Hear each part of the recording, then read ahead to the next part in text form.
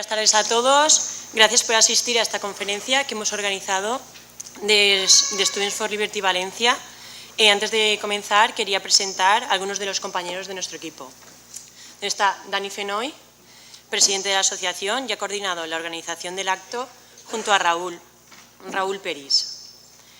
Rubén Herrera se encarga de las relaciones públicas y lleva el proyecto de SFL en acción.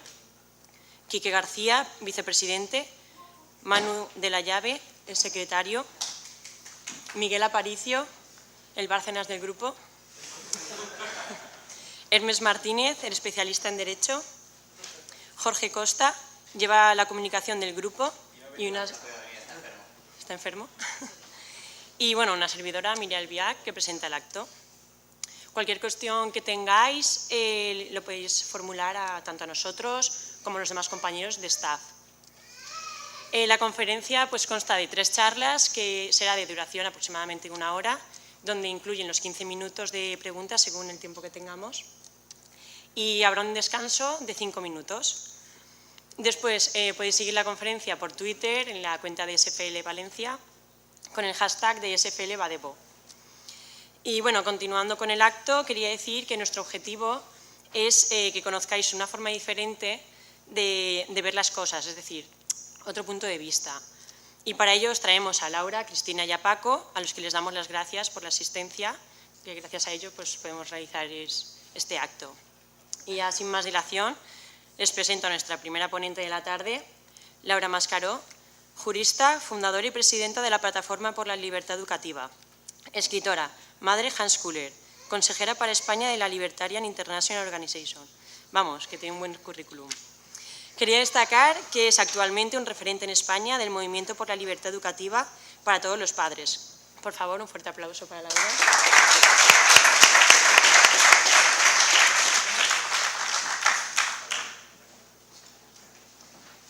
Muchas gracias.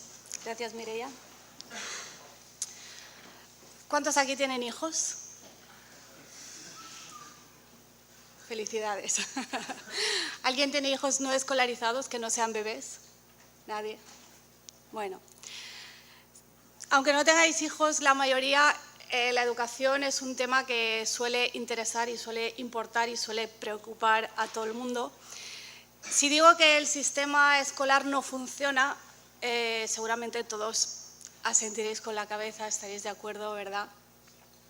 Yo no estoy de acuerdo. Primero os habréis fijado que he dicho sistema escolar, no he dicho sistema educativo. Para mí la diferencia es importante y pienso que tenemos un sistema que escolariza muy bien, pero no educa.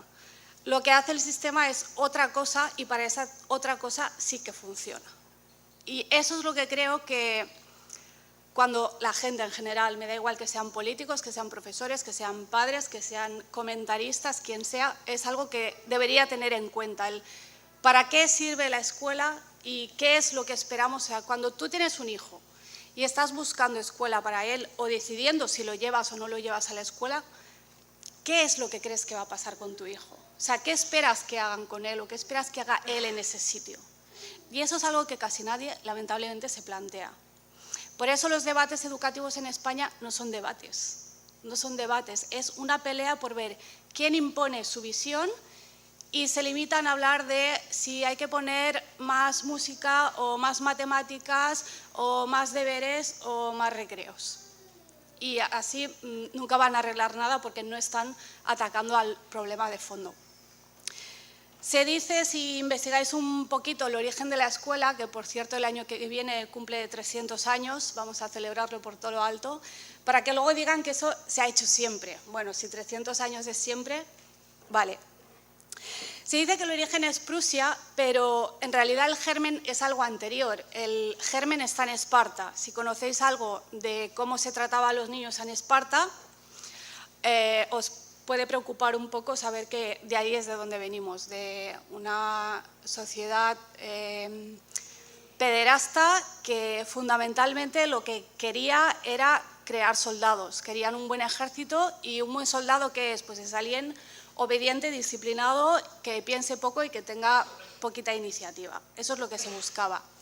Años después en Prusia lo que buscaban era crear una identidad nacional. O sea, ese es realmente el objetivo de la escuela que se crea en Prusia, que fueron los primeros que pusieron escolarización obligatoria, y ese es el aniversario que se celebra el año que viene. Buscaban crear la identidad nacional y además no lo escondían, o sea, eso está escrito, si investigáis un poquito la historia está ahí. Lo que pasa es que tuvieron un buen marketing. ¿Y qué hicieron? Cogieron unas ideas anteriores de Lutero y dijeron que lo hacían porque era bueno que todo el mundo se alfabetizara, que todo el mundo aprendiera a leer, y leer no es juntar letras, es tener comprensión lectora, para que pudieran leer los textos sagrados, la Biblia, y entenderlos por sí mismos sin depender de la interpretación que otros hicieran.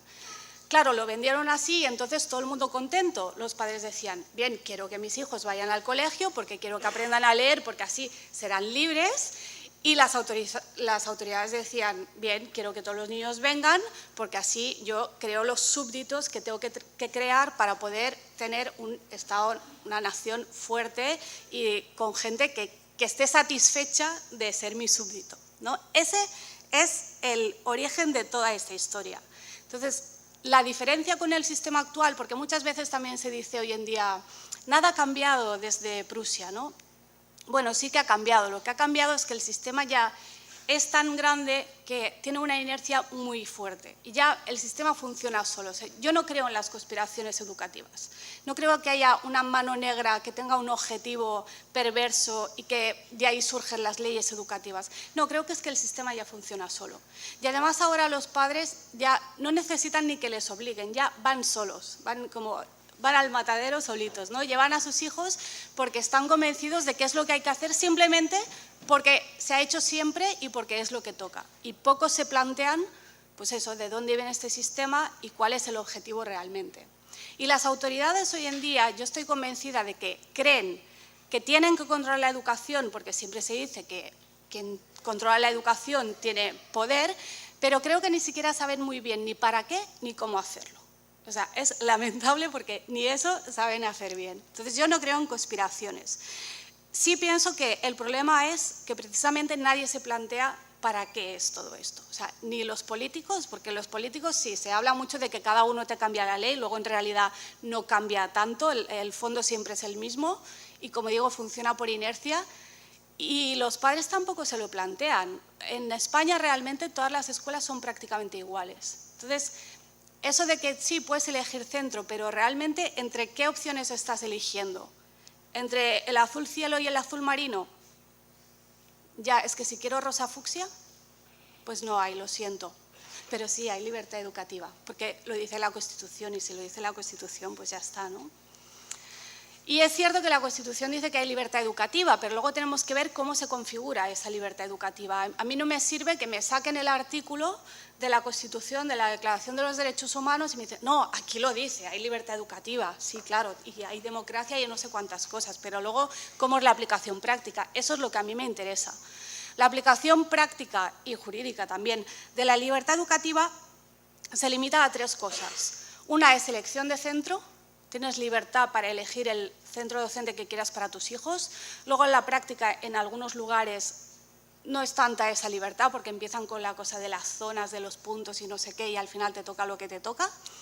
Tienes libertad de creación de centros docentes, que luego tampoco es tal, y ahora veremos por qué. Y tienes libertad de cátedra, que en este caso no nos afecta porque en lo que es la educación obligatoria, que es la primaria y la secundaria, prácticamente no se aplica la libertad de cátedra y eso daría para otra conferencia entera. Sobre la creación de centros, ¿cuál es el problema? La dificultad es que esa creación de centros, o sea, no te da una libertad absoluta. El Estado te dice, te vamos a decir cómo, cuándo y dónde y en qué condiciones puedes crear un centro. Entonces, ¿qué sucede? Que si tú quieres cumplir todos esos requisitos, vas a acabar creando una escuela como las miles que ya hay. Entonces, ¿qué tipo de libertad es esa? O sea, tenemos aquí 200 sillas y sí, tienes libertad para crear otra silla más. Muy bien, que sea azulita como estas. Si eso es libertad, pues que baje Dios y lo vea, lo siento, yo no lo compro. Y está lleno de gente en España que está intentando crear escuelas diferentes porque tienen otro objetivo y porque quieren usar otros medios para cumplir ese objetivo, y se están encontrando unas trabas impresionantes precisamente por eso, por toda la normativa de creación de centros que es prácticamente imposible de cumplir, entre otras cosas porque está pensada para centros muy grandes. O sea, si yo creo un centro tengo que tener unas instalaciones como para 500 alumnos. Si yo quiero hacer una escuela donde haya 50 alumnos, es prácticamente imposible. Al final, como echa la ley, echa la trampa, estas personas que quieren crear centros docentes echan mano del único recurso que les queda, que es crear una escuela extranjera. Y entonces ahí sí, vale, entonces puedes crear una escuela pequeña con otra metodología. ¿Qué sentido tiene? Ninguno, no tiene ningún sentido. O sea, si eres una escuela americana, vale, puedes hacerlo. Tienes otro tipo de requisitos, no tiene nada que ver, pero como escuela española no puedes hacerlo.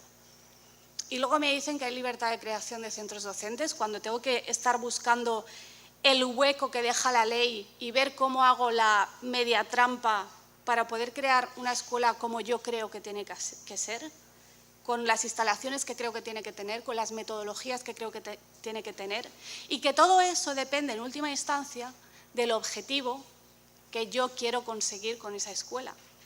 Ese es el debate auténtico. Si alguien se planteara cuál es el objetivo, yo no sé si aquí alguien se lo ha planteado alguna vez o si seríais capaces de decirme cuál es el objetivo, pero yo os digo a dónde llegaríamos. Llegaríamos a que el objetivo es diferente para ti, que para ti, que para ti, que para mí. Y esa es la madre del cordero, que estamos intentando hacer un sistema de talla única, donde encaje todo el mundo. Cuando, primero, no todos queremos conseguir lo mismo y, segundo, no todos los niños son iguales. De hecho, por suerte, todos son diferentes y tienen necesidades diferentes y tienen ritmos diferentes y tienes formas de aprender, estilos de aprendizaje diferentes. Y eso se tendría que tener en cuenta. Se tendría que tener en cuenta. Mientras estemos peleando por ver quién impone su modelo y que sea un modelo igual para todos, las cosas van a seguir igual. Por eso mi tesis, bueno, no es mi tesis y mi experiencia. Y pasa en educación como pasa en cualquier otra cosa. Yo ahora estoy haciendo un documental sobre parto respetado y veo que al final el patrón es el mismo. Están intentando o están imponiéndote un modelo y la única solución siempre, siempre, siempre es individual. Es individual, es que no hay más. Podemos hacer 50 congresos sobre reformas educativas. Podemos pensar en 1000 pactos educativos. Al final, la solución es individual, o sea, do it yourself. ¿Y cómo lo hacemos? Pues desprendiéndonos del Estado, que es el que al final nos está imponiendo esto, porque no me digáis, no, pero hay educación privada. No, perdóname, la educación privada, con el grado de intervención que tiene, yo no la compro como privada. Lo siento, pero no. Eso no es privado, el Estado está metido ahí hasta el fondo, así que no. Por tanto, la solución pasa por eso, por buscarlo tú mismo. ¿Y cómo lo vas a hacer tú mismo? Pues vuelvo a lo mismo, dependiendo de cuál sea tu objetivo. Tú cuando te haces profesor, tú cuando creas un colegio, tú cuando buscas un colegio para tu hijo, ¿qué quieres conseguir? Según lo que quieras conseguir, vas a encontrar un tipo de solución u otra. ¿Que a ti te preocupa la cuestión académica? Porque solo hace falta ver los informes de PISA, cada año estamos peor, no tenemos comprensión lectora, no sabemos matemáticas. Bueno, es un desastre, ¿no? Todos los años PISA y cualquier otro indicador internacional o nacional, la escuela va mal, los niños no aprenden nada, son todos unos ignorantes, no saben juntar dos palabras. Entonces, ¿qué hacemos? Bueno, pues puedes buscarle clases de refuerzo escolar. Tú vas al colegio, tú cumples con lo que hay que cumplir, pero luego fuera de ahí lo llevas a clases de repaso y le enseñas lo que consideres que se le tiene que enseñar o al nivel y de la manera que consideres que se le tiene que enseñar. Esa es una forma relativamente sencilla. Pero es que a lo mejor a ti lo que te preocupa no es el tema del nivel académico, a lo mejor lo que te preocupa es el tema del adoctrinamiento y de que los niños salen de allí sin ningún tipo de pensamiento crítico. Bueno, pues eso ¿cómo lo puedes hacer? Eso puedes trabajar tú con tus hijos fuera del horario escolar. No trabajar en el sentido de como el refuerzo de las asignaturas, sino hablando con ellos, exponiéndolos a otras opiniones, a otras teorías, a otro tipo de conocimientos, que hay muchísimo y hoy en día con Internet eso no es ninguna complicación. También hay gente que lo que le preocupa es la educación emocional, que en los colegios, ese también daría para otra charla completa, porque claro, ¿van allí para que les den educación emocional y los eduquen en valores? ¿O no van allí para eso y van allí a aprender contenidos? Claro, la pelea siempre va a estar ahí, el debate no va a tener fin. Si estamos aquí debatiendo cómo mejorar la educación, pero vosotros estáis pensando en contenidos y yo estoy pensando en educación emocional, es que no estamos hablando de lo mismo. Entonces, primero vamos a definir qué es la educación y qué es lo que queremos conseguir con la educación, ¿no? Otra forma de desprenderse son las escuelas privadas, que aunque no sean ni mucho menos ideales y no sean ni mucho menos privadas tampoco, en mi opinión, pues al menos es otra opción. Si tú quieres una escuela religiosa o una escuela bilingüe o una escuela extranjera, pues ahí tienes algunas para elegir y siempre va a ser una forma de huir un poco de aquel sistema de talla única que a la mayoría de la gente no le convence, porque la talla única siempre está pensado para una media que al final es irreal. Al final, ¿quién está en la media? O estás por encima o estás por debajo, pero nadie encaja en la horma. Y además de las escuelas privadas, puedes crear tu propia escuela. Pero como decía antes, si os interesa, después hablamos del tema de creación de escuelas. Es muy complicado en España crear una escuela y normalmente tendrás que hacerlo o a través de escuelas extranjeras que te homologuen como centro extranjero, como centro internacional homologado por España, o tienes que hacerlo cumpliendo todos esos requisitos inabarcables. Ha habido un par de casos también en que se han aprovechado escuelas que estaban cerrando, escuelas públicas que en zonas rurales, por ejemplo, que se estaban quedando sin alumnos, y se han aprovechado esos edificios que ya cumplían los requisitos para que un grupo de padres y de profesores propusieran su propio proyecto pedagógico y se les ha aceptado eso. Entonces ahí, bueno, es otra vía, o sea, opciones a veces las hay, se trata de buscar un poquito y de ser también un poco imaginativo. Y otra forma de desprenderse, por supuesto, es la educación en casa. No sé si todos aquí conocéis la educación en casa o empezamos por lo más básico, porque tampoco quiero aburriros contando cosas básicas que ya sepáis. ¿Todos conocéis la educación en casa? ¿O tenéis ideas extrañas de lo que es la educación en casa? ¿Cuántos creéis que somos millonarios ociosos? Nadie, qué raro. Es la primera vez.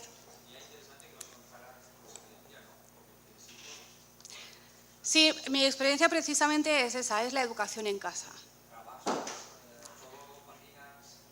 Eso es, por eso preguntaba lo de si creéis que somos millonarios ociosos, porque es lo primero que nos suelen decir. Bueno, lo primero que nos suelen decir es, tú no eres profesor y tu hijo no va a socializar, y después te dicen, y además tienes que tener mucho dinero y no tienes que trabajar, porque si no es imposible.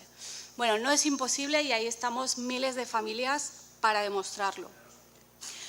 Yo llegué a la educación en casa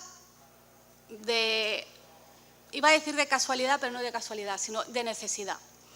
Mi hijo fue escolarizado en la guardería a los 11 meses y estuvo hasta los 3 años y medio. Y ahí lo saqué y ya creo que para siempre, ya tiene casi 12 años y sigue en casa. En casa que, bueno, lo de escuela en casa es una expresión totalmente equivocada porque ni hacemos escuela ni estamos en casa. Eso es lo primero. Entonces, decir que yo puedo hablar de mi experiencia, pero que hay ahí centenares de familias que también educan en casa y que tienen experiencias completamente diferentes de las mías, que han llegado por otros motivos, que tienen otros objetivos, que tienen otro tipo de rutinas, que lo compaginan de otra manera con su trabajo. Entonces, lo bueno precisamente de la educación en casa es que es completamente personalizado, totalmente adaptado a tu familia y más aún a cada uno de tus hijos, que es algo que el colegio nunca te va a poder dar. Por más reformas que le hagan, por más que cambien las metodologías, por más que pongan que trabajan por proyectos y que analizan los estilos de aprendizaje y el tipo de inteligencia de tu hijo, nunca te van a dar una educación completamente individualizada como te da la educación en casa, si quieres, porque uno también puede hacer educación en casa y replicar lo de la escuela y que eso no tenga realmente prácticamente ninguna ventaja. Entonces yo llegué, como mucha gente, porque el sistema no funcionaba con nosotros, porque yo no voy a permitir que sea mi hijo el que se adapte al sistema y no voy a permitir que se le ahogue desde pequeñito para encajar en un sistema que encima creo que, como dije, sí que funciona, pero para algo que a mí me parece perverso. Entonces me niego a eso y cuando hubo problemas con la escuela yo lo saqué porque me sentí moralmente obligada a sacarle de ese sitio. Yo en ese momento no sabía si íbamos a volver o no, ni si íbamos a volver 3 meses después o 3 años después o qué iba a pasar, no tenía ni idea y simplemente lo tomé pues casi que día a día a ver qué iba pasando. Y bueno, a día de hoy, como digo, seguimos educando en casa. Mi hijo pequeño, que lo habéis visto por aquí, no pienso en principio llevarlo a la escuela y digo en principio porque siempre hay que ver qué necesita cada niño. Y hay niños que sí realmente piden escuela y están bien en la escuela. O sea, yo tampoco vengo aquí a demonizar el sistema y a decir que hay que quemar las escuelas ni nada por el estilo. Yo sé que hay niños que están bien en la escuela y no tengo ningún problema con eso y asumo que le puede pasar a alguno de mis hijos en cualquier momento. Nosotros, de la manera que lo hacemos, nosotros hacemos un tipo de educación en casa, porque hay muchas formas de hacerlo, que se llama unschooling, que para mí es, no voy a decir que es fácil, porque educar en casa nunca es fácil, pero sí es cierto que el unschooling tiene ciertas ventajas y es que al no seguir un currículum, al no trabajar por asignaturas, al no tener un horario de me tengo que sentar con mi hijo a enseñarle matemáticas y después inglés y después no sé qué, te da mucha libertad en cuanto a horarios, en cuanto a calendario, en cuanto a cómo hacer las cosas y cómo organizarte. Yo era madre soltera cuando nació mi hijo mayor, lo fui durante muchos años y yo trabajaba, o sea, yo no era una mantenida. Entonces, compaginar eso con una educación en casa más convencional, de asignaturas, de me siento a darte clases, para mí habría sido, no sé si imposible, pero sí muy, muy complicado, porque hay que sacar horas para el trabajo y también hay que vivir y también hay que descansar y para dar clases también las tienes que preparar. Y es cierto que yo no soy profesora. He estudiado pedagogía, he visto que no servía de nada, he visto que era basura lo que te enseñan en la facultad de pedagogía, esas sí que las quemaría, pero yo no estaba preparada para esto, esta no es mi profesión y yo no me pongo nunca en el rol de profesora con mis hijos. O sea, yo soy su madre y soy una madre que no escolariza, pero no soy su profesora. O sea, yo no soy de 9 a 12 profesora y después empiezo a ser madre, no. Entonces, el unschooling esto me lo facilitaba mucho. Porque en el unschooling lo que haces es que integras al niño en tu vida, integras al niño en la sociedad, para que luego digan que no socializan. Entonces no tienes que estar preparando lecciones y pensando, a ver este año qué le enseño de naturales y qué le enseño de lengua y qué le enseño de no sé qué y a ver qué libro voy a usar y a ver cómo me organizo el horario. Por esa parte teníamos mucha flexibilidad y se facilitaban mucho las cosas. Pero también es cierto que el unschooling no es para nada pasivo, como mucha gente piensa que tú estás allí haciendo tus cosas de adulto y de repente viene el niño y te dice, quiero aprender a multiplicar, y entonces tú vas a seguir sus intereses y vas a buscar la forma de enseñarle a multiplicar. No, el niño casi nunca va a venir y te va a decir, quiero aprender X cosa. Eso casi nunca pasa. Yo esto lo comparo, el unschooling, bueno, la educación en general, la comparo con un restaurante, ¿no? La escuela es el restaurante de plato único, el plato del día, lo tomas o lo dejas. El unschooling sería el otro extremo y sería un buffet libre, donde yo le presento a mi hijo cantidad de experiencias, de materiales, de contenidos, de personas, para que ellos prueben y decidan si quieren seguir con esto o quieren seguir con lo otro, o lo dejan o ni lo miran. Eso sí que lo hacemos mucho en casa, físicamente, o sea, de coger algo y dejarlo por ahí, a ver si el niño lo ve y a ver si dice algo. Y de ahí a ver qué sale. No lo sabemos, siempre sorpresa. Lo difícil aquí para el adulto es asumir y aceptar que a lo mejor esto tan molón que yo le he puesto aquí, el niño ni lo mira. O lo mira y dice, vaya porquería, que eso también pasa. Pero eso para mí es importante, eso es una parte fundamental del aprendizaje. Que el niño pueda ir probando diferentes cosas, claro, le tienes que exponer a cuantas más cosas mejor, que pueda ir probando y que pueda ir decidiendo en cada momento si le interesa o no le interesa seguir con un tema.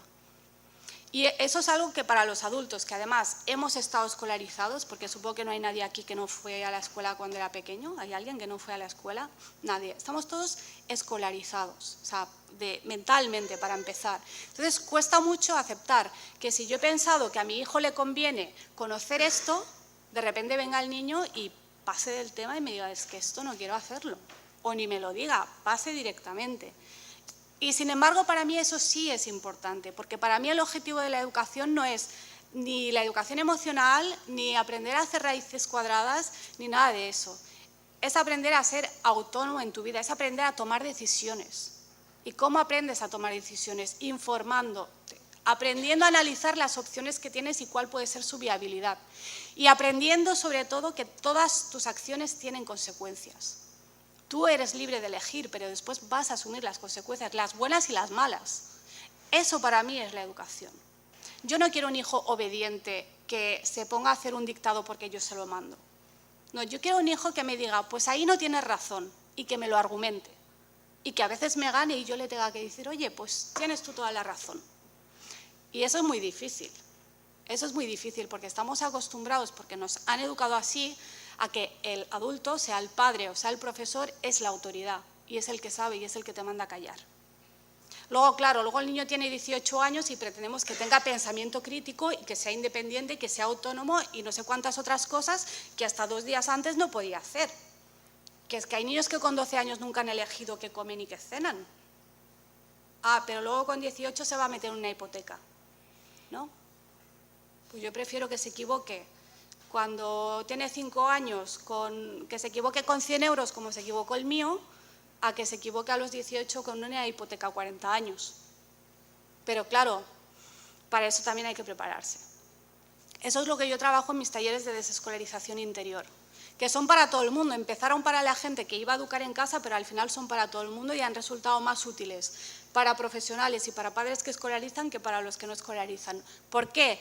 Porque los que no escolarizan ya tienen una parte de ese proceso hecho, de analizar cuáles son aquellos aprendizajes implícitos que nos hemos llevado de la escuela, lo de que el otro es la autoridad, el otro es el que sabe y me va a enseñar y es el que va a decidir si yo valgo o no valgo. Ese es un aprendizaje implícito, el que vales tanto como valga tu nota, y tu nota la va a poner el profesor y no va a depender ni de tu esfuerzo ni de tus resultados muchas veces. ¿Quién no ha vivido eso, por favor? No nos engañemos.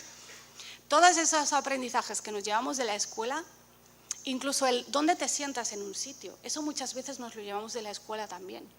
Porque estás acostumbrado que cuando eras pequeño, como eras revoltoso, te sentaban en primera fila y ahora cada vez que vas a un sitio te sientas lo más lejos que puedes. Hay gente que hace esto. Hay gente que hace esto. Y hay gente que cuando le preguntan algo, duda. Y le preguntas cómo te llamas y duda, porque necesita el refuerzo de la autoridad que en ese momento no hay. Desprogramarnos de todo eso es el primer paso para que la educación en casa pueda ser exitosa. Porque si nosotros vamos a educar en casa y sobre todo si vamos a hacer unschooling, que es como el extremo más radical, y lo vamos a hacer con una mentalidad escolarizada, eso no va a funcionar. Porque vas a estar utilizando unos parámetros de un sistema que en teoría ya no estás utilizando y la vas a fastidiar. Y yo he visto familias que hacen esto y que lo fastidian, que pienso a veces, qué bien estaría este niño en el colegio y no con lo que le están haciendo, que al final le están machacando más que si estuviera en el colegio. O sea que eso es el primer paso fundamental si alguien se plantea alguna vez, no solo educar en casa, sino educar sin ceder completamente a este sistema, sin cederle todo el poder y todo el control al sistema. Tú puedes mandar a tus hijos al colegio, pero querer seguir teniendo el control de lo que están haciendo con tus hijos. Y digo control entre comillas porque realmente el control no sé si lo tenemos alguna vez. Pero sí es importante aprender a pensar de otra manera y aprender a valorar otras cosas. Y saber lo primero que te tienes que plantear, ¿cuál es mi objetivo? O sea, ¿qué quiero conseguir con mis hijos? ¿Quiero un alumno brillante de 10, aunque sea a costa de que no piense y de que no tenga iniciativa? Adelante, o sea, es tu hijo. No voy a ser yo quien te diga que no lo hagas. Puedes conseguirlo. Ponle en el mejor colegio, ponle profesores particulares, ponle al conservatorio, a la academia de inglés y a todo lo que se te ocurra, y al ajedrez y al no sé cuántos. Y será brillante y habrás conseguido tu objetivo. Y ya está, yo eso no entro a juzgarlo. Lo que sí pido a la gente que trabaja conmigo es que, por favor, se planteen cuál es el objetivo. Y si ¿hay algún profesor aquí? ¿No hay profesores? Uno. No seas tímido, no pasa nada. A los profesores que hacen mis talleres siempre les digo, explícame para qué sirve tu asignatura. O sea, ¿cómo le explicas a tus alumnos para qué sirve tu asignatura? Porque tienes que ser consciente de que tus alumnos, a menos que seas profesor de universidad o de alguna enseñanza no obligatoria, están allí obligados, no están allí porque les apasione la física, ni la lengua, ni nada de lo que les estás intentando enseñar. Que tú puedes intentar enseñar, otra cosa es que ellos lo aprendan y otra muy distinta, que lo disfruten. Entonces, ¿para qué sirve tu asignatura? ¿Cómo le haces entender a tus alumnos que tienen que atender a aquello que les está explicando, que se tienen que esforzar por comprenderlo y por aprenderlo? Porque es importante, porque si no fuera importante, ¿para qué te estás dedicando a esto? Para ser funcionario, lo sé, pero en teoría te estás dedicando a eso para otra cosa, ¿no? Entonces tienes que ser capaz de explicárselo. Cuando consigo que lo expliquen, y explícalo en 3 frases, no más, o sea, no quiero aquí una tesis doctoral de la importancia del análisis sintáctico en la vida de la gente, no. Quiero 3 frases de por qué es importante tu asignatura. Cuando consigo esas 3 frases, que a veces pasan meses, les digo, ahora quiero que lo expliques de 15 maneras diferentes. Y si no lo consigues, a lo mejor plantéate dedicarte a otra cosa. Y luego les digo, y ahora, ya que es tan importante lo de la educación para toda la vida y seguir formándose y tal, ahora te vas a apuntar tú a un curso de algo que no te interese. Y así vas a aprender cómo están tus alumnos en tu clase. Y muchos me dicen, ¿sabes qué? He terminado con tu taller. Adiós. Y no vuelven. Y algunos lo hacen. Y algunos dicen, muy buena idea, pero no lo voy a hacer. Me gusta la idea, pero dejémoslo así. Y siguen. Pero son cosas que son necesarias para deshacernos de esta programación que nos ha metido la escuela. Porque el problema no es que la escuela nos programe, es que ya es toda la sociedad. Es toda la sociedad. O sea, la escuela ya se extiende, empezando por los deberes. Porque ya eso extiende, el control que la escuela tiene sobre tu hijo se extiende al tiempo que no está en clase. Porque los deberes tal como son hoy en día, que no me digan a mí que sirven para aprender más, la mayoría de los que yo he visto, que son cosas sin mucho sentido y repetitivas, iguales para todos, cuando, oye, no todos están en el mismo punto de su aprendizaje, no necesitan hacer el mismo tipo de deberes. Eso extiende la vigilancia sobre el niño fuera del horario lectivo, pero además extienden la vigilancia a toda la familia. La mayoría no tenéis hijos, pero cuando los tengáis, si no han cambiado las cosas, ya veréis que hay algunas asignaturas donde de repente hay algunos deberes que consisten en hacerte preguntas sobre tus rutinas familiares o sobre tus valores familiares. Y le dan una lista de preguntas a tu hijo y la llevan a casa para que lo contesten contigo. Eso es una invasión de la intimidad familiar. O sea, ¿pero qué es esto? Ya no solo la escuela, es que esto, los cómplices de esto son los padres que van y contestan, porque hay padres a día de hoy que siguen teniendo miedo de ir a hablar con un profesor y decirle, oiga, usted por aquí no pasó. Y a mí me escriben padres que tienen problemas gordísimos en la escuela de sus hijos, que tienen hijos que se están bebiendo el gel porque prefieren enfermarse antes que ir a la escuela. Y los padres tienen miedo de ir a hablar con el profesor. Esto es la programación que nos llevamos de la escuela. Y lo primero es ser consciente de que lo tenemos. Porque es muy fácil, a mí esto no me ha afectado. Y yo tengo pensamiento crítico y la creatividad intacta y tomo mis decisiones. Ya, y cuando empiezas a rascar un poco ves que no. Ves que no y es mejor asumirlo y empezar a trabajarlo. Si os interesa, que creo que si estáis en una charla como esta, sí os interesa. Así que teniendo esto claro, para mí no había otra opción que organizarme como fuera necesario para no volver a meter a mi hijo en un sitio como este. Pero como fuera necesario. Yo durante un año me estuve levantando a las 5 de la mañana para trabajar de 5 a 9 y después poderme dedicar a mi hijo. Y a las 8 de la tarde estaba que me caía, pero lo volvería a hacer 1 y 1000 veces. Yo tenía que trabajar, si no mi hijo no comía. Y no estaba dispuesta a llevarlo otra vez a la escuela. Me daba igual lo que me ofreciera la escuela. porque ya una vez se ha roto la confianza, como fue mi caso, a mí me decían, la directora me decía, pero puedes hablar con la profesora, ¿qué quieres que te diga? Es que me da igual lo que me diga. Cuando yo he perdido la confianza, yo no le puedo dejar a mi hijo, que además tiene 3 años, es un ser indefenso, con una persona en la que yo no confío. Eso es otra cosa que la gente no se plantea. Tú llevas a tu hijo al colegio y lo estás dejando muchas veces con un desconocido. ¿Qué sabes tú de esa persona? ¿Que se ha sacado una oposición? Muy bien. Y le estás dejando a tu hijo, cuando probablemente no le dejarías tu coche, ni las llaves de tu casa. Pero le dejas a tu hijo que a lo mejor tiene 2 años y ni siquiera puede contarte lo que está pasando ahí dentro. O sea, ¿pero qué nos han hecho? ¿Qué nos han hecho? Esa es la cuestión. No es tanto lo que la escuela esté haciendo con los niños ahora, es qué han hecho con los que ahora somos padres, para que agachemos la cabeza de esta manera, para que esa madre que tiene el niño que le dice que se quiere morir antes que ir a la escuela, toda su preocupación sea ¿cómo convenzo a mi hijo de que tiene que ir a la escuela? Y dije, yo no te voy a ayudar en esto. Yo no te voy a ayudar en esto. Un niño que te está diciendo que prefiere morirse, hay que escucharle.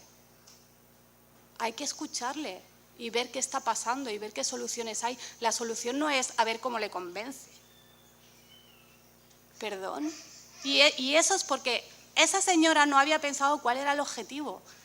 Ella llevaba al niño a la escuela porque es lo que hay que hacer, porque es lo que se ha hecho siempre. Desde 1717, sí, pero siempre. Toda mi vida no conozco otra cosa. No veo más allá de mis narices. Y mi hijo sufre, y mi hijo vomita, y mi hijo se encierra en el armario, pero tiene que ir. O sea, ¿qué sentido tiene todo esto? ¿Qué sentido tiene esto? Y ya ni siquiera voy a criticar el sistema en sí, son casos concretos. O sea, me da igual el sistema como sistema, eso, yo asumo que eso nunca lo vamos a cambiar. Me da igual las camisetas verdes, las huelgas, los pactos educativos, los debates, me da igual, eso no lo vamos a cambiar. Eso es un sistema que ya es monstruoso, que funciona solo. Entonces, la solución es individual, es familiar. ¿Qué puedes hacer tú por tu hijo? ¿Qué estás dispuesto a hacer tú por tu hijo? Yo sacrifiqué mi carrera profesional. Hasta ahí estaba dispuesta a hacer por mi hijo. La sacrifiqué. Yo estudié la carrera que yo quise, yo tenía el trabajo que yo quería ser abogada, yo conseguí tener mi propio despacho de abogados y yo lo dejé, porque mi prioridad era mi hijo. Porque el despacho de abogados lo puedo volver a montar mañana mismo si quiero, pero mi hijo, si me lo estropean con 3 años, ¿eso quién me lo arregla? Eso ya no lo arregla nadie. Y ese es el mensaje, es ¿qué quieres?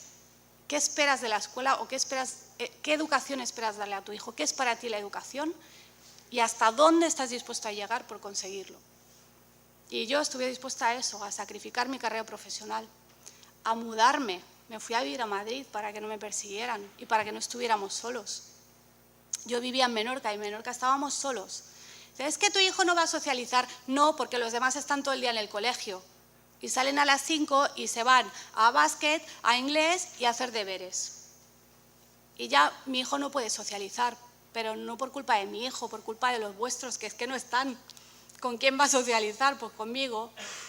Y me fui. ¿Y quién está dispuesto a dejar su casa y hacer las maletas y largarse? Pues depende hasta dónde te empujen.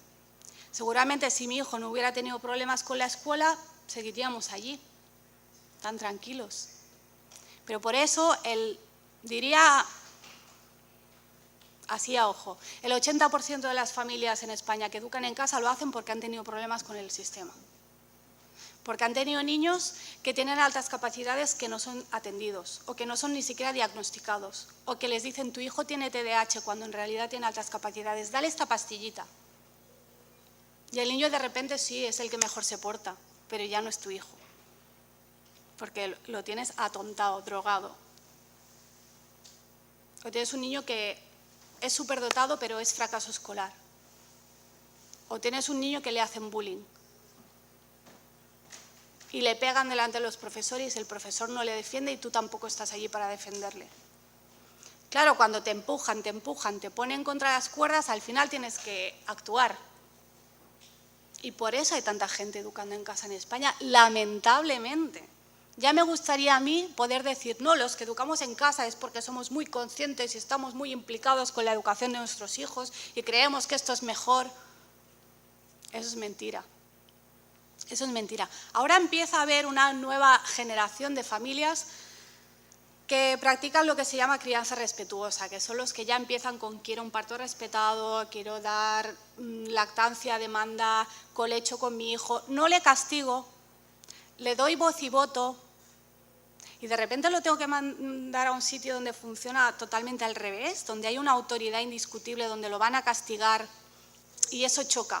Es un choque de valores. Entonces esa gente dice, no, mi hijo a la guardería no va a ir, ya irá a los 6 años, que es la obligatoria.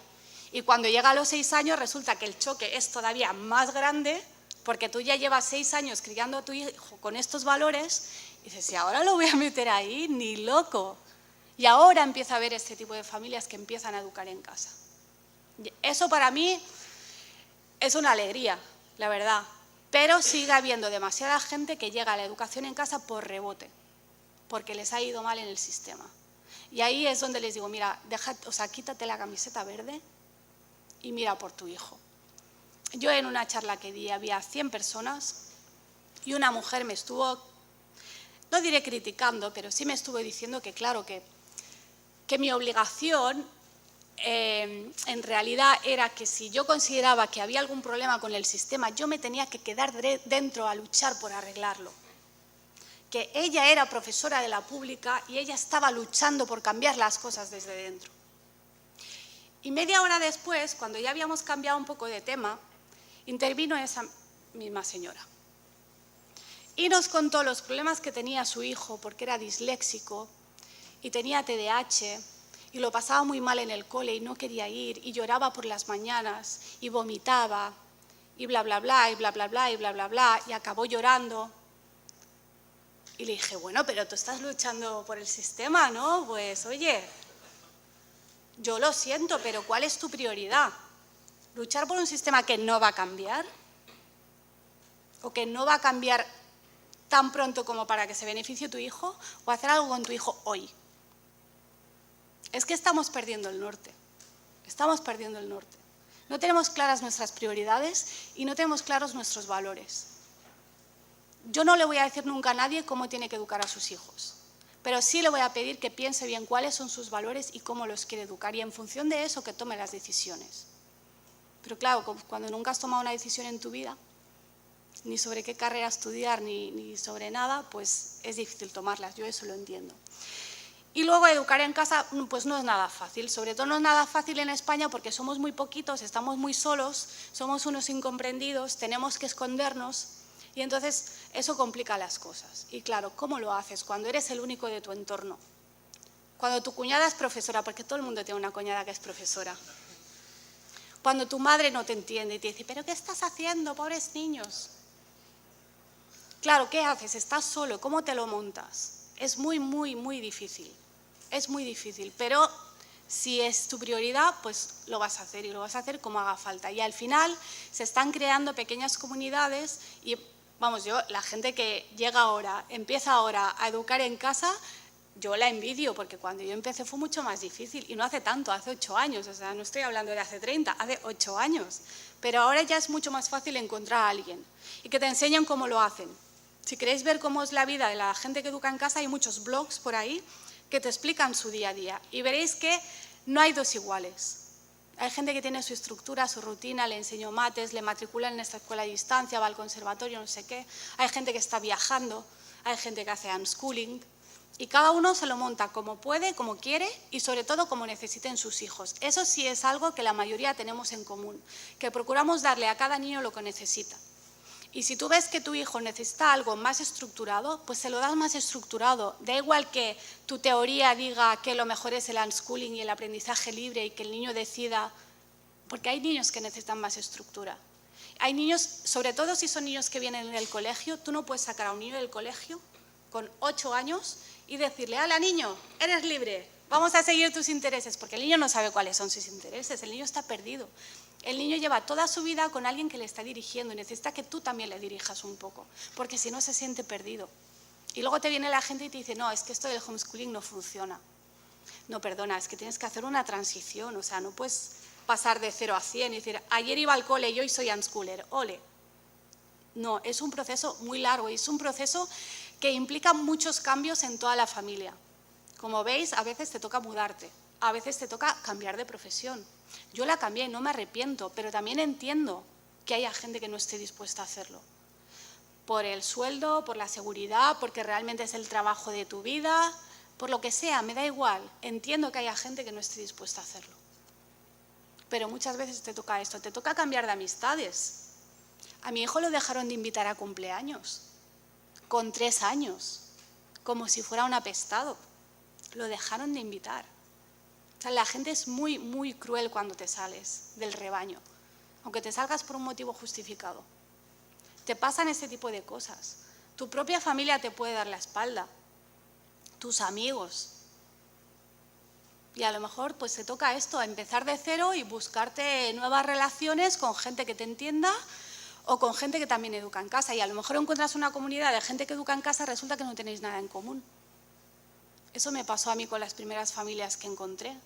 Y de repente me vi allí y dije, madre mía, estoy en un encuentro con 100 familias que educan en casa y no tengo nada que hablar con nadie de esta gente.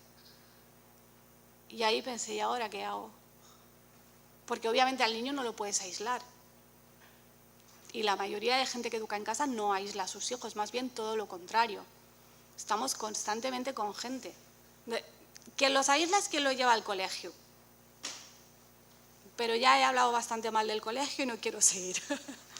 Pero nuestros hijos están haciendo actividades con otros niños de otras edades, no solo con los de mi barrio que van a mi cole y que nacieron en el año 2003 como yo. No, están con todo tipo de gente y están con adultos. Y te acompañan porque están integrados en tu vida. O sea, yo conozco niños de 12 años que nunca han ido a la compra con sus padres, porque su padre aprovecha para hacer la compra cuando el niño está en el cole y así no molesta. Para mí eso no tiene ningún sentido. O sea, ahí también hay un aprendizaje. Hay un aprendizaje cuando yo me llevo a mi hijo al banco y ve que no hablo con el banco igual que hablo con mi madre o que hablo con mis amigos o que hablo con la peluquera. Ese es un aprendizaje importante. ¿Cómo te comportas en sociedad? ¿Cómo te comportas en cada momento y en cada lugar? ¿Cómo te vistes? ¿Cómo hablas? ¿Cómo tratas a la gente? ¿Cómo se hace la compra? ¿Cómo sabemos qué tenemos que comprar? ¿Cómo sabemos dónde tenemos que comprar? ¿Cómo sabemos si hay que comprar esta botella o la de más allá? Todo eso son aprendizajes. Me da igual que no estén en un currículum. Después la escuela está copiando todo esto. Ahora en una asignatura que se llama Conocimiento del Medio, hay unas actividades que consisten en, vamos a preparar una merienda para toda la clase, tenéis que hacer una lista de la compra, calcular cuánto dinero necesitáis y vamos a hacer la compra y a merendar. Yo no necesito una asignatura para esto, mi hijo lo tiene en el día a día, porque mi hijo hace conmigo las cosas del día a día. Y ponemos la lavadora y vamos al banco como antes me lo llevaba al juzgado, no a los juicios, pero sí al juzgado de gestiones me lo he llevado. Y ha viajado conmigo. Y ha estado en mis charlas. Y ese para mí es el aprendizaje. Y yo hablo con él de por qué hago lo que hago, de cómo tomo las decisiones. No todas, obviamente, también tienes que ver cómo es tu hijo. Hay niños a los que se les pueden contar más cosas y niños a los que se les tienen que contar menos. Tampoco hay que contárselo todo a los niños. No estoy diciendo eso. Pero sí que están implicados en el día a día de una familia, cómo se gestiona un hogar. Eso es importante. Tan importante como hacer raíces cuadradas. Y sí sabe hacer raíces cuadradas. ¿Qué es lo otro que me preguntan? ¿Por qué a la gente le preocupan dando las raíces cuadradas? Son muy necesarias. Es que a mí eso me sorprende, que la gente no me dice, o sea, de todo lo que ves en el cole, en 10 años que estás en el cole, ¿por qué todo el mundo se queda con las raíces cuadradas? Yo creo que es porque en realidad nadie sabe hacerlas. Nadie sabe hacerlas. Y sin embargo, me dicen a mí, es que tu hijo no va a saber hacer raíces cuadradas. Pues primero, sí que sabe. Y segundo, bueno, yo tampoco sé. Y no me va tan mal en la vida. Y no estoy diciendo que no esté bien aprenderlas, está muy bien aprender cuantas más cosas mejor. Y seguro que hay gente por ahí que sabe hacer raíces cuadradas y le sirven y las utiliza. Seguro, algún ingeniero o no sé qué tipo de gente las utiliza. Alguien las utilizará. ¿Tú las utilizas? ¿Eres ingeniero? ¿Qué eres? ¿Eres ingeniero? ¿Sirven de algo las raíces cuadradas? En ingeniería de caminos mucho. ¿Y cuando tienes 10 años? Poco, claro. Es que ese es el tema. Es que ese es el tema, que hay que ir aprendiendo las cosas a medida que les vas viendo la utilidad. Si no tienen una utilidad y no tienes interés, si yo ahora me pongo aquí y digo, bueno, os voy a poner ahora, me voy a poner a enseñaros alemán, porque el ministro de Educación ha dicho que la gente de vuestra edad tiene que saber alemán, podemos estar aquí todo el mes, que si no os interesa no vais a aprender nada. Y el día que os interese, os pondréis a ver vídeos en YouTube o a salir por ahí a bares alemanes o a viajar a Alemania o cualquier cosa y vais a aprender en 2 semanas lo que no habríais aprendido en 2 años. Porque las cosas se aprenden así, cuando tienes interés, cuando les ves la utilidad. Yo por eso intento que a mi hijo a las cosas le vea la utilidad. Mi hijo aprendió a escribir, cuando digo escribir me refiero a redactar correctamente, cuando tenía 6 años, sí, y decidió que quería tener un blog. Y cuando se dio cuenta de que ese blog había gente real que lo estaba leyendo y dijo, ostras, esto hay que hacerlo bien. Y empezó con la obsesión. ¿Por qué lleva H? No, hombre, ¿por qué? ¿Cómo va a llevar H? No, no lleva H. Y empezó a preguntar y a enseñarme todo. Y una vez le dejé publicar algo que estaba mal escrito. Y mi madre le dejó un comentario en el blog y le dijo, esto no se escribe así. Y vino, ¿cómo habías dejado publicar esto? Estaba mal. Y ya mi hijo redacta bien. Así de simple, porque tenía un interés genuino que estaba vinculado a su vida. Era algo real, que lo necesitaba. También aprende análisis sintáctico. Seguro que la mayoría pensáis que no sirve para nada. Yo pienso que es muy útil, que es lo mejor que se enseña en la escuela. Y así se lo he transmitido a mi hijo. Y le he enseñado cuándo es útil el análisis sintáctico. Cuando quieres aprender otro idioma, cuando quieres ordenar bien tus pensamientos, te viene genial saber análisis sintáctico. Te viene genial. Pero claro, si en el cole te lo enseñaron sin explicarte para qué servía, porque vuestro profesor no hizo mi taller donde yo les hago escribir 15 veces para qué sirve, pues seguramente aquello pasó sin pena ni gloria y ahora pensáis que no sirve para nada. Pero resulta que a mí sí me ha sido útil y se lo he sabido trasladar hacia mi hijo.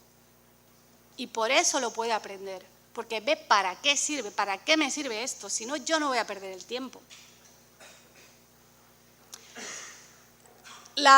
El efecto secundario de todo esto es que yo también aprendo mucho, porque claro, ya hay cosas que las sé, pero hay muchas cosas que no las sé.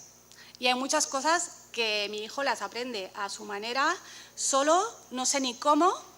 Mi hijo aprendió inglés y yo no sé ni cómo lo ha aprendido. Y yo no he gastado un euro en academias. Y ahí yo también voy aprendiendo mucho. Cuando me hace preguntas que yo no sé responder. Esa es una parte importante también de la educación en casa. No es, cojo este libro y te haces los ejercicios y lo que no sepa lo busco en Google. No, da mucho más trabajo. Pero, como decía al principio, si tienes claro cuál es tu objetivo y por qué lo estás haciendo, ya no hay dificultad que te frene. No sé cómo vamos de tiempo. ¿Te vamos a las preguntas? Sí, pasamos ya a las preguntas.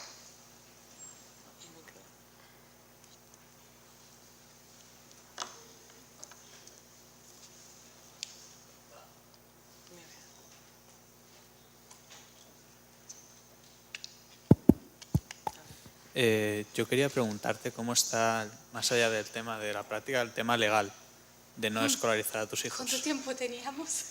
No, sí. Porque sé que existe la escolarización obligatoria. Sí. Entonces, ¿cómo casa el sistema el homeschooling? El sistema no casa el homeschooling. La ley dice que hay que escolarizar. La ley te dice qué significa escolarizar. Escolarizar es matricular en un centro homologado por el Estado y el Estado solo homologa centros presenciales. Entonces estamos fuera de la ley, pero una cosa es la ley y otra cosa es la aplicación de la ley. Hay cierta tolerancia administrativa mezclada con cierta desidia administrativa y entonces la mayoría de las familias nunca tienen ningún problema. Ahí pues nos beneficia que el Estado sea ineficiente. O sea, no hay una persecución activa, pero sí puedes tener un problema cuando tu hijo ya está en la etapa obligatoria, tú tienes un niño en primaria o secundaria y lo quieres sacar, eso es lo difícil y es complicado. Hay formas de hacerlo, pero tienes que informarte bien de qué opciones tienes y elegir bien cuál crees que va a ser la mejor. Porque si no hay, pues a ver, también quiero decir que lo peor que te puede pasar es que te obliguen a escolarizar. Ni te van a meter en la cárcel, ni te van a quitar al niño, ni nada de eso. Y por eso también hay tanta gente haciéndolo. Yo, si esto fuera un delito y me dijeran, te voy a quitar al niño y te voy a meter en la cárcel, como hacen en Suecia, yo no estaría educando en casa. Y me da igual mis principios, mi ideología y mi X. Me da igual, buscaría la mejor escuela que pudiera encontrar según mis criterios y ya está, no lo haría. Pero ese no es el caso de España. Y también, bueno, ligado con esto, con el tema de los títulos, las acreditaciones, selectividad, más lejos, Sí. las homologaciones, eso como... Hay formas de acceder a los títulos. Claro, yo te puedo decir cómo es ahora. Cuando mi hijo que tiene 1 año tenga 18, pues no lo sé. Hay formas de acceder. Es verdad que es un poco más complicado porque los exámenes libres en España están pensados para la gente del fracaso escolar, que no, si tú no te sacas la ESO a los 16 años, te vas a la escuela de adultos y a los 18 te sacas la ESO. Entonces, en ese examen de los 18 es donde los nuestros se pueden presentar. Claro, has perdido 2 años. Pero nosotros lo que pedimos no es que se iguale la edad, es que se quite la edad. Que si el mío con 14 está preparado, ¿por qué tiene que esperar a cumplir 16? Está perdiendo el tiempo. Y luego a muchos no les interesan los títulos. Hay mucha gente haciendo cosas pues creativas, artísticas, de emprendedores, trabajando en empresas tecnológicas que miran lo que realmente puedes aportar y no el título que tengas. Entonces ya el título... para dejar tranquila a la gente voy a decir que hay formas de sacárselo, pero también hay que decir que a muchos no nos interesa. ¿Hay alguna pregunta? Ahí.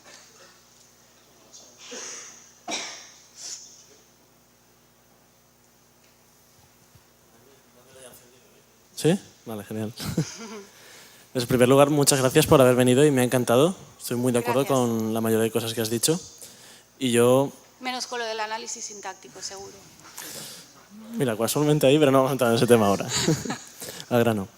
Yo también estoy bastante en desacuerdo, básicamente, con la educación que recibí en el colegio. Me lo pasé bastante mal y en la universidad tampoco estoy muy cómodo, pero bueno, ya como tengo más libertad para elegir mi formación complementaria. Y he tenido la ocasión de empezar a trabajar en un proyecto, es una escuela deportiva, y ahí, aunque tenemos poco tiempo con los chavales, sí que aplicamos otra metodología.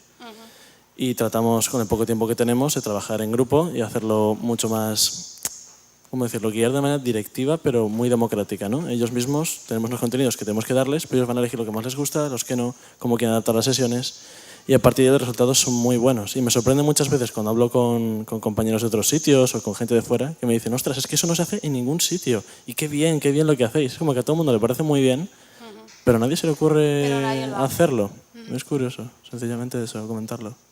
Bueno, es lo que está pasando en España. Todo el mundo critica el sistema, mucha gente propone el mismo tipo de cambios, pero luego no se aplican.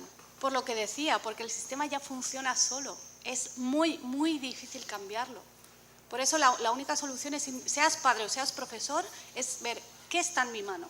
¿Qué es lo que yo no voy a cambiar la ley porque no soy el ministro. Entonces, ¿qué es lo que yo sí puedo cambiar? Y trabajas con eso. Y así se consiguen los cambios.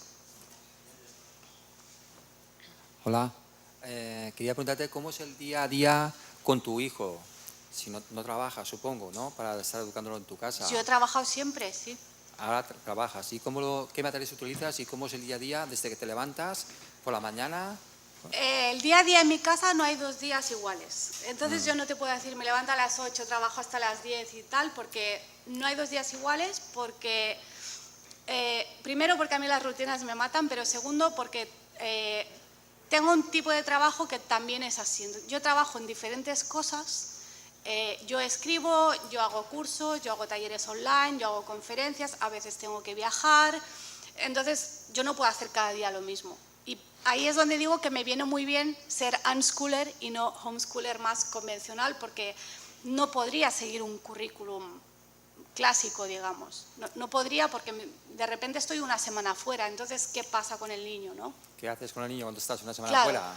Entonces, lo que hago es, yo cuando A ver, yo fui madre soltera de mi hijo mayor, he viajado mucho con él, él ha trabajado, cuando yo tenía mi despacho de abogados, él tenía su silla con sus pinturas y sus cosas y muchas veces yo estaba trabajando a lo mío y él estaba allí a lo suyo. Yo perdí clientes por eso, me daba igual, porque mi prioridad estaba clara.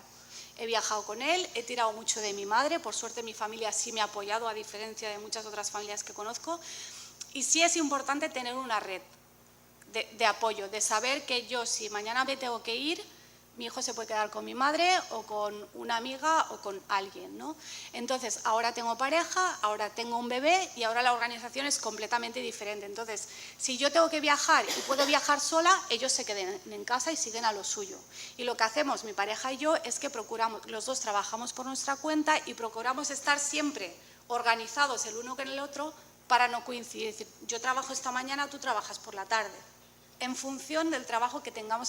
También entiendo que tenemos unos trabajos que no son para nada convencionales.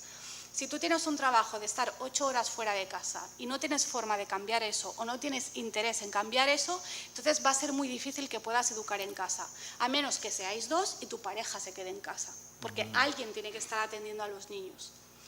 No al 100%, porque yo, como digo, mi hijo mayor también es muy autónomo desde pequeñito, entonces muchas veces él podía estar haciendo sus cosas y yo estaba en casa haciendo mis cosas. Estaba allí, pero no tenía que estar volcada del todo en él. Entonces, depende mucho de las circunstancias de cada uno. Nosotros hay días que estamos todo el día en casa haciendo cosas juntos, hay días que estamos fuera cuando tenemos actividades con el grupo de homeschooling, que suelen ser 2 o 3 veces al mes porque no nos queremos apuntar a más, estamos todo el día.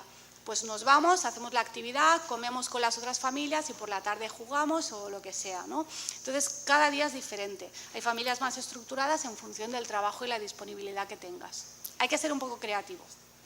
Sí, pero un día que estás en casa con él, ¿qué le gusta a tu hijo hacer en casa? Por ejemplo, un día. Pues mira, mi hijo, por ejemplo, una cosa que la gente no se puede creer es que todos los días hace copiado, está copiando un libro porque le cuesta mucho escribir a mano. Aunque él sabe redactar desde que era muy pequeñito, como he contado antes, le cuesta mucho la motricidad fina. Entonces él mismo dijo, ¿cómo puedo mejorar esto? Y dije, mira, coge un libro y te lo copias, cada día un ratito. Después solemos estudiar un ratito de inglés porque ahora quiere presentarse a los exámenes de inglés, porque le apetece y porque quiere ver cómo es hacer un examen. Pues preparamos un examen de inglés. Luego está mucho con los videojuegos. Con los videojuegos aprenden una barbaridad. Que yo al principio, claro, eso es para otra conferencia, yo al principio cuando salió el Minecraft famoso, tuve que buscar artículos que explicaran qué se aprende con Minecraft para yo quedarme tranquila de no pasa nada, tu hijo está aprendiendo algo, no sé qué, pero algo. Y luego es verdad, aprenden un montón de cosas. Y lo que hace mucho es que se conecta con sus amigos para jugar y a la vez se están jugando con la Xbox o con el ordenador y al lado tiene el iPad con el Skype y está hablando con sus amigos. Eso también es socialización y eso también es aprendizaje. O sea, no podemos pretender que nuestros hijos tengan una infancia como la nuestra, de que estábamos todo el día en el parque y tu madre desde las 3 hasta las 9 de la noche no sabía dónde estabas, porque las cosas han cambiado. Entonces, lo que hacen los niños de ahora es eso, se conectan al Minecraft y se conectan por Skype y eso es lo que hacen y se montan sus proyectos. ¿Y le dejas ver la televisión? Tenemos tiempo para 2 preguntas cortas, ¿vale? Vale. ¿Le dejas ver la televisión, jugar con el teléfono móvil? Sí, él, de hecho, aparte del tema de la tecnología, una parte importante de la educación en mi familia es la educación financiera. Él tiene su propio dinero desde hace mucho tiempo y él tiene su móvil, su iPad, su ordenador y su tele, lo tiene todo en su habitación porque se lo compró él con su dinero. Yo en mi casa, si quiero ver la tele, tengo que pedir permiso para entrar a su habitación. Nunca ha tenido limitación y es que pasa una cosa, que la fruta prohibida apetece. Si tú le dices a un niño, solo tienes 1 hora para ver la tele, va a estar ahí salivando. Y además, ¿y si la peli dura 1 hora y media? ¿Qué sentido tiene que solo tenga 1 hora? Y yo me centro en, primero, que aprende a autorregularse y segundo, en todo lo que también aprende con la tele, con el internet, con los videojuegos. Y no se ha enganchado y no ha tenido ningún problema. Es muy complejo el tema y yo entiendo el miedo, pero en mi casa hay libertad absoluta para esto y para casi todo. Sí, es complicado. Yo no sé si me escucháis bien. Es que es para el vídeo más que nada. Vale. Pues yo tenía... Sí, tengo que apretar. Yo tenía 3 preguntas, pero me han dicho que hay poco tiempo. Resume. Una, en cuanto a la... Tú has hablado de que no hay problema por la dejadez del Estado en cuanto a la no escolarización, pero te quería preguntar en concreto sobre las denuncias. Si tú tienes un niño no escolarizado y tienes a alguien cerca que va y te denuncia al asistente social o a donde sea, ¿qué puedes hacer? Y luego el tema de los videojuegos en la tele, porque yo tengo un hijo de 5 años, yo hace 1 año y pico que te conozco a ti, que te sigo, vamos, y mi hijo tiene 5 años y medio y está enganchadísimo. Y yo hay veces que lo dejo, pero es que se puede pasar 10, 11 horas sin despegarse del ordenador y la verdad con 5 años no me parece de recibo. Mi hijo se enganchó, entre comillas, a la tele cuando tenía 6 años y un día vino y me dijo: mamá, cómprame una libreta que quiero escribir guiones, porque el niño había detectado patrones en los guiones de las series y de las películas. Claro, él antes no podía verbalizar: mamá, no, es que estoy analizando aquí los guiones de las películas, porque él no sabía lo que estaba haciendo realmente. En cuanto descubrió eso, se acabó la tele. Sacó de ahí lo que tenía que sacar, que en ese momento él no me podía explicar y yo no podía ni imaginarlo. Y desde entonces, cuando ve una película te dice: ahora va a pasar esto o lo otro, y acierta, porque eso es lo que él en ese momento estaba haciendo. Lo difícil es que, o sea, tienes que hacer un acto de fe, porque tú no puedes saber qué está aprendiendo en ese momento. Ahora, si estás constantemente juzgándole y él está viendo que a ti eso te molesta, él el mensaje que recibe es: algo está mal en mí porque me interesa algo que no debería interesarme. Estoy mal. Y hay que tener siempre mucho cuidado con el mensaje que creemos que transmitimos y el que realmente recibe el niño. Y ese es uno de los más peligrosos. Y sobre el tema de las denuncias, lo único que te puedo decir es que no hay una solución global que sirva para todo el mundo. Hay que ver siempre el caso concreto, cuáles son las circunstancias y características de tu hijo y de tu familia que puedan hacer que tú tengas una forma de defenderte.